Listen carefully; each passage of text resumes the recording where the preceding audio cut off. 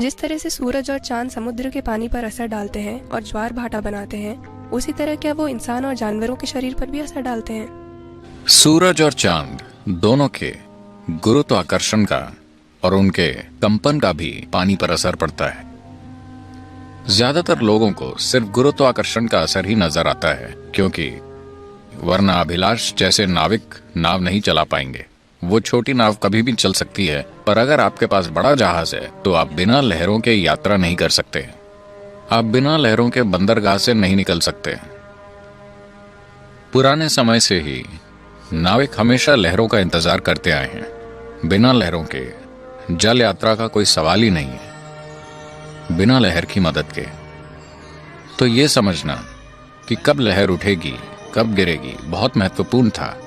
आमतौर पर अगर इसे बहुत सरल तरीके से कहें, देखिए, ये वही गुरुत्वाकर्षण है जो पृथ्वी और चांद को चला रहा है। पर धुरी पर घूमने का अपकेंद्री बल और गुरुत्वाकर्षण बल किसी तरह से इतनी सटीकता से संतुलित है कि वो टिके हुए हैं एक साथ। लेकिन असल में सेंटर ऑफ मास एक ही जगह पर होता है, ये दो जगहों पर नहीं होता। तो एक गुरुत्वाकर्षण दो चीजों को, दो खगोलीय पिंडों को चला रहा है। आपको पता है, पृथ्वी भी एक खगोलीय पिंड है। ये एक स्वर्गिक लोक है। आप स्वर्ग में हैं, आप असली चीज भूल रहे हैं। अगर आप मंगल ग्रह पर खड़े हों तो पृथ्वी स्वर्ग जैसी नजर आएगी या नहीं? ये एक स्वर्गिक लोक है, और बेशक ये इस सिस्टम में सबसे अच्छा ग्रह है, कम से कम इस सौर मंडल में। निश्चित तौर पर ये इस सौर मंडल का स्वर्ग है ना? ठीक है, हम इसे बर्बाद कर रहे हैं, वो अलग बात है, पर ये खुद को ठीक कर सकती है। अगर हम गायब हो जाएं तो ये खुद को अच्छे से ठीक कर लेगी। अगर 50-60% लोग यहां से कहीं गायब हो जाएं, मान लीजिए वो मंगल ग्रह पर चले जाते हैं, तो आप देखेंगे पृथ्वी खुद को पुनर्जीवित कर लेगी और अच्छी तरह से फले फूलेगी, क्योंकि इसके पास अब भी पानी है। पानी कहीं नहीं गया है। आप जानते हैं, आप सब पानी की बोतलें ही हैं। 730 करोड़ लोग, मान लीजिए औसतन सबका वजन 60 किलो है। मैं यहां भारी भरकम वजनी लोगों को नहीं गिन रहा हूं, लेकिन मान लीजिए कि औसतन सबका वजन 60 किलो है, और इस 60 में से कम 40 किलो पानी है। इसका मतलब है कि हर इंसान अपने शरीर में 40 लीटर पानी लिए घूम रहा है। 40 गुना 730 करोड़ कितने लीटर हुआ? ये लगभग खुद एक महासागर हो गया। तो पानी कहां गया? ये पूरा यहीं है। ये इस वातावरण को छोड़कर कभी नहीं गया। पानी की जो मात्रा करोड़ों साल पहले यहां थी, वो अब भी यहीं है, लेकिन वो बस बेकार बोतलों में भरा हुआ है।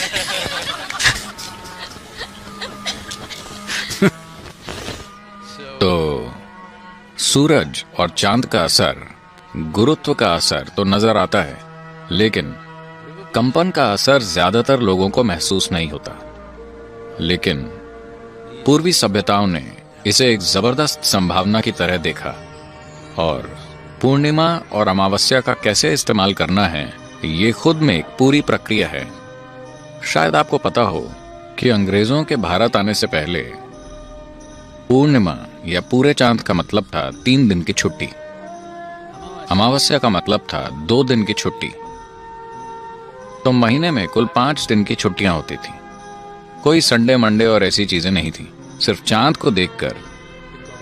क्योंकि ये कोई गणित की गणना नहीं है, ये जीवन से संबंधित चीज है जो हो रही है। जो भी चांद के या सूरज के साथ होता है, जो भी पृथ्वी के साथ होता है, वो हमारे साथ भी होता है। और उससे तालमेल बनाने के लिए आपको उन दिनों पर काम नहीं करना चाहिए। उन दिनों का इस्तेमाल आप खुद को स्थिर और संतुलित करने के लिए, खुद को ऊंची संभावनाओं तक उठाने के लिए करते थे, और दूसरे दिनों पर काम करते थे। तो ये 2 दिन या इनके बीच भी चांद की अलग अलग कलाओं में अलग अलग तरह का असर होता है। आमतौर पर पानी में लहरें उठने या ज्वार पर ध्यान दिया जाता है। मान लीजिए कल ज्वार 9:30 बजे था। कल वो 9:30 बजे शुरू हुआ था। आज वो 10:20 पर शुरू होगा, क्योंकि चांद और पृथ्वी के काम करने में 50 मिनट का अंतर रहता है। ये 24 घंटे में करती है और वो 24 घंटे और 50 मिनट में करता है। तो ज्वार की लहर आने के समय में एक दिन से अगले दिन के बीच में लगभग 48 से 50 मिनट का फर्क होता है। तो जब आप इस पर गौर करते हैं तो हर महीने इस चक्र की गिनती करना बहुत जटिल काम हो जाता है। हालांकि आज ये सब सैटेलाइट के जरिए डिजिटल तरीके से किया जा रहा है, वरना एक नाविक को अपने दिमाग में बहुत जटिल चीजें रखनी पड़ती हैं कि ये सब कैसे होता है, क्योंकि अगर आप ये नहीं जानते तो आप जिंदा नहीं रह पाएंगे। समुद्र का लगभग हर जीव ये बहुत अच्छे से जानता है। दूर उड़कर जाने वाले पक्षियों को भी ये अच्छे से पता होता है। और कुछ अनूठी जानकारियां हैं उन पक्षियों के बारे में जो किसी खास मौसम में कहीं जाते और लौट कर आते हैं कि आखिर वो इस पूरी यात्रा प्रक्रिया को कैसे करते हैं। चांद के गुरुत्वाकर्षण बल का असर उड़ने वाली चीजों पर भी पड़ता है, खासकर जब आप अपने पंख हिलाकर अपनी ताकत से उड़ रहे हों। गुरुत्वाकर्षण और कंपन में होने वाले जरा से बदलाव भी उनको प्रभावित करते हैं। वो इसे कैसे संभालते हैं, कैसे वो इससे गुजरते हैं, ये बहुत दिलचस्प बात है।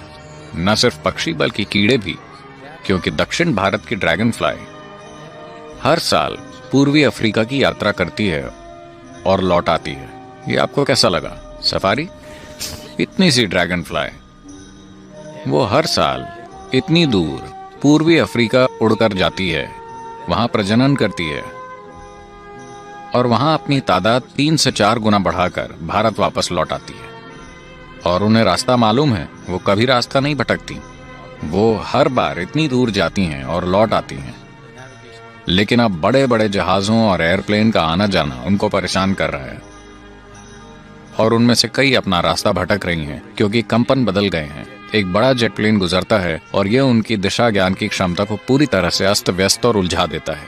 मेरे ख्याल से ये हर जीव के साथ हो रहा है, इंसानों के साथ भी, कि हम जो स्वाभाविक रूप से कर पाते थे वो क्षमता खत्म होती जा रही है क्योंकि बहुत सारी मशीनें हैं और हमारे आसपास बहुत ज्यादा कंपन हो रहे हैं, तो संवेदनशीलता कम होती चली जाएगी।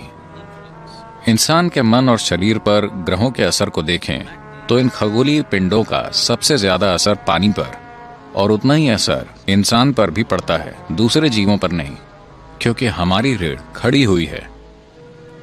अगर हम ऐसे होते तो वो हमें उस हद तक प्रभावित नहीं करते, क्योंकि हम ऐसे हैं, हम खड़ी हुई बोतलें हैं।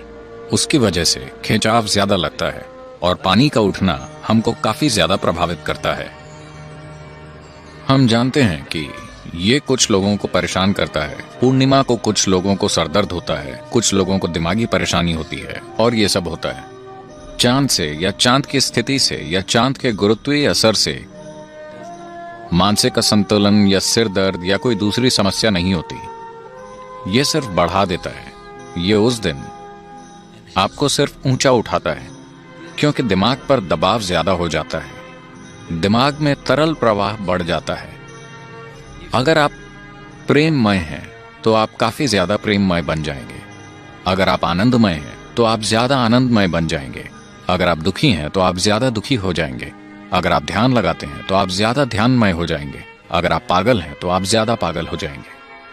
चांद कोई खास गुण लाने की कोशिश नहीं कर रहा, बस पानी ऊपर उठ रहा है, उसकी वजह से आपका अभी जो भी गुण है वो बढ़ जाता है। तो इंसान के शरीर पर चांद और सूरज की विभिन्न स्थितियों का जबरदस्त असर होता है।